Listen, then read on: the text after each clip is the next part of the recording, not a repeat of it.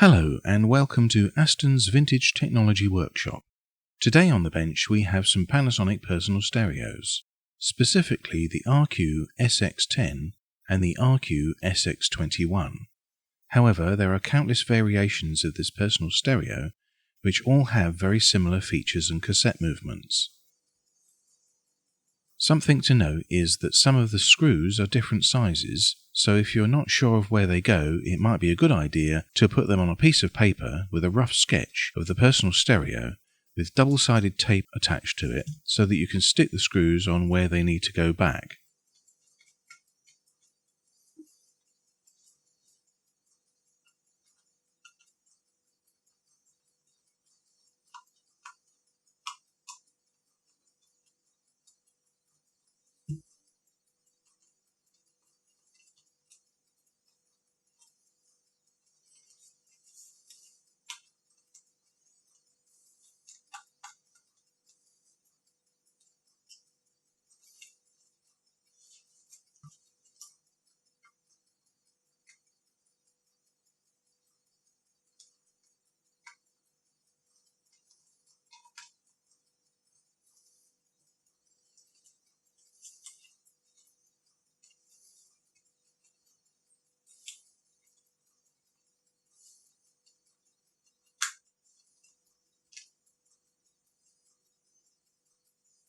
As suspected, the plastic nylon clutch has broken and is no longer doing its job. Be careful not to lose the spring.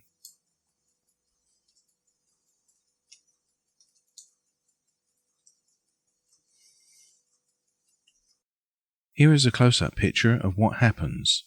The part splits, sometimes in half, and you may find the spring and the broken parts somewhere in the personal stereo.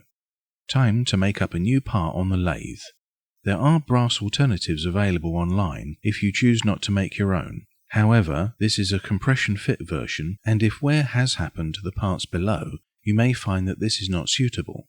My version here has slightly better strength due to the fact that the worn out part on the clutch is cut away and torsion from the gear train won't cause separation.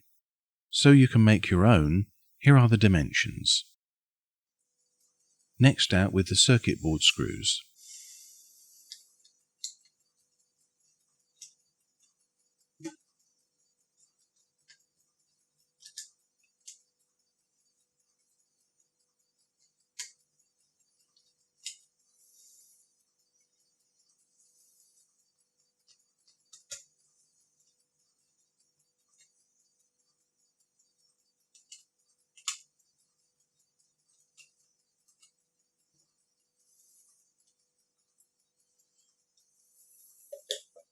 And time to desolder the circuit board so we can have access to the mechanism.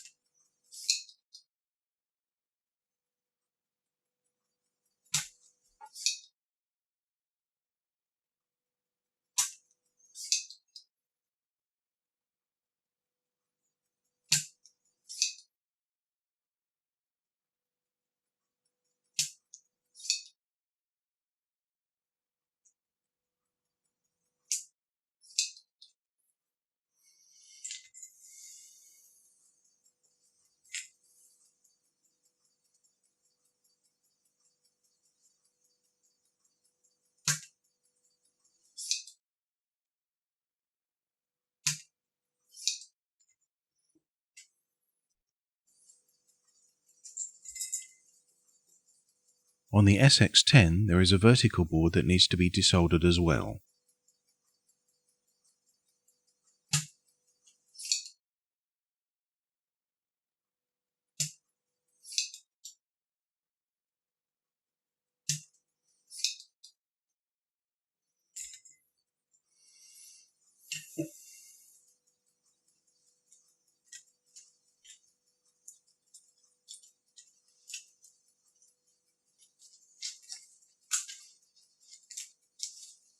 Now time to fit the new belts.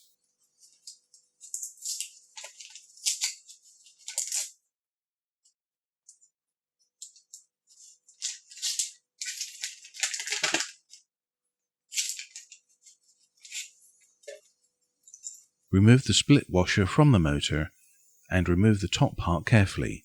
Do not prise off with a screwdriver, as you may damage the coils underneath. It is held on with rare earth magnets, which are very strong.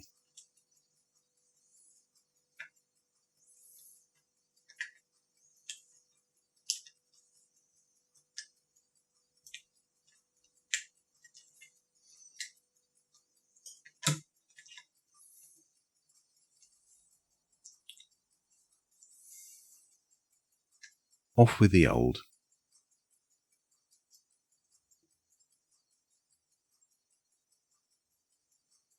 In with the new.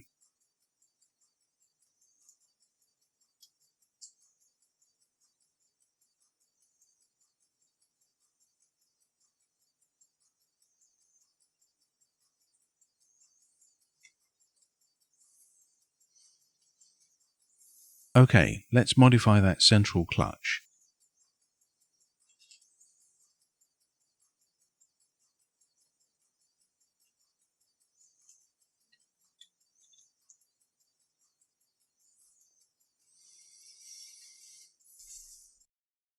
Just trim off the part shown. I'll just tidy that up and thoroughly clean it up before refitting it to the personal stereo. On with the two plates and the friction pad.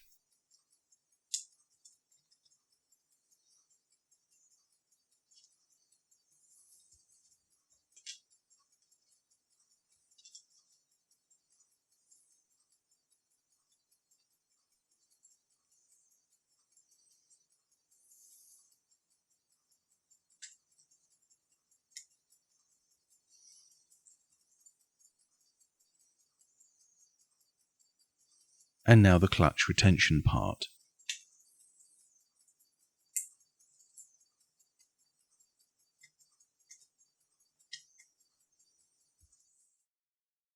The next part I had to do under a microscope as it was too small to see from behind the camera. Here's a close-up of the split washer topping off the sandwich of parts. Back on with the motor top and split washer.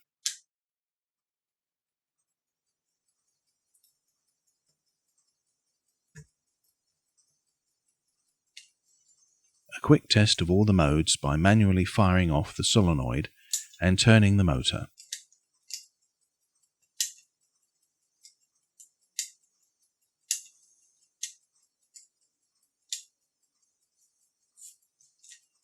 All good, so in with the circuit board and screws.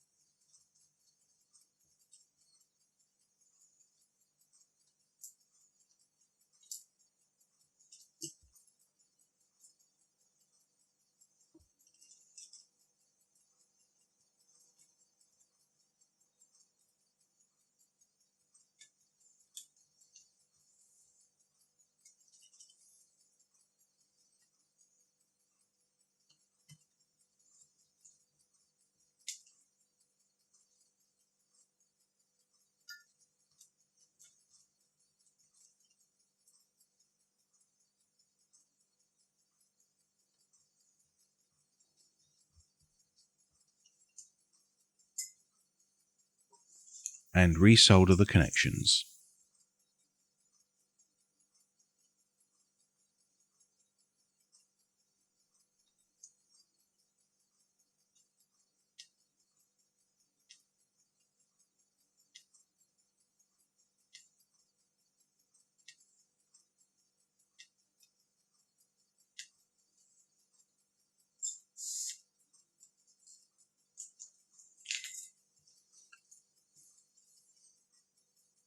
Quick clean up with isopropanol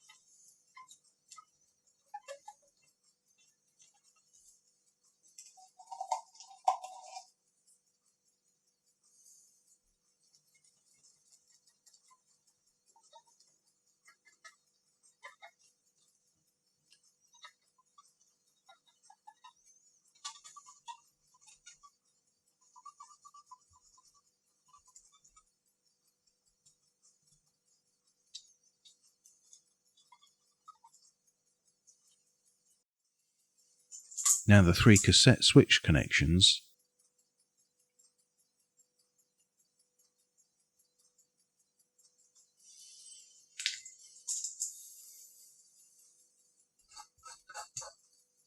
and another quick cleanup.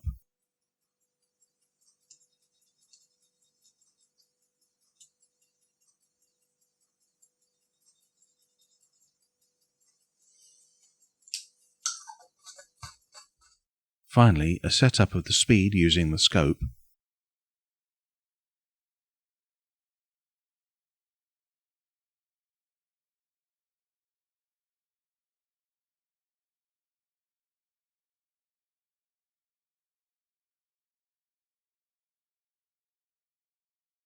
Now time to pop it all back together, taking note of the switch positions. You'll notice there is a set position for the switches, as dictated by the circuit board's cutouts. This aids putting the case on without damaging the external switch actuators.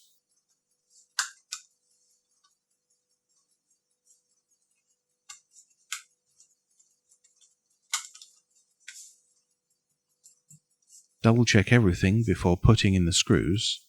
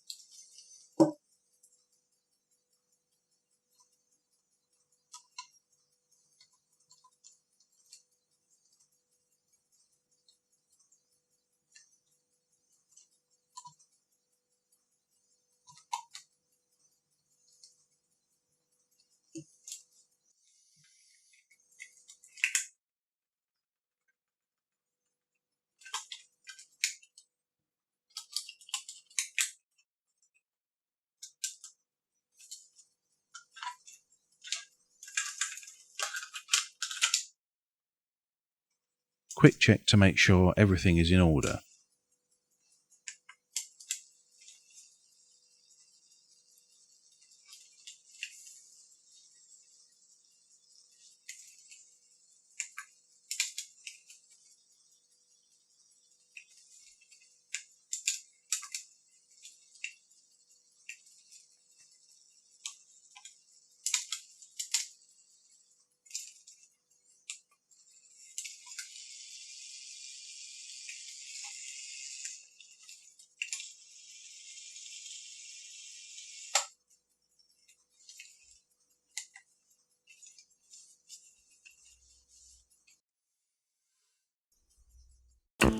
Final test with the audio out. I'll have to do my DJ speaking over the music bit so I don't get a content match.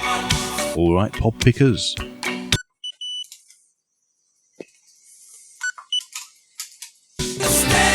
All good.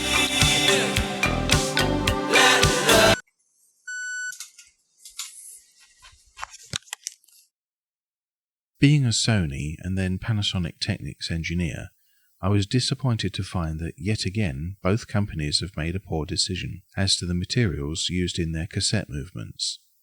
With Sony it was the center gear on a lot of their high-end units, and with Panasonic this retaining part. Obviously I realised that they weren't expecting people to be using them 30 years down the line. However, with a little forethought, a lot of these problems could have been mitigated from the beginning. Thanks for watching.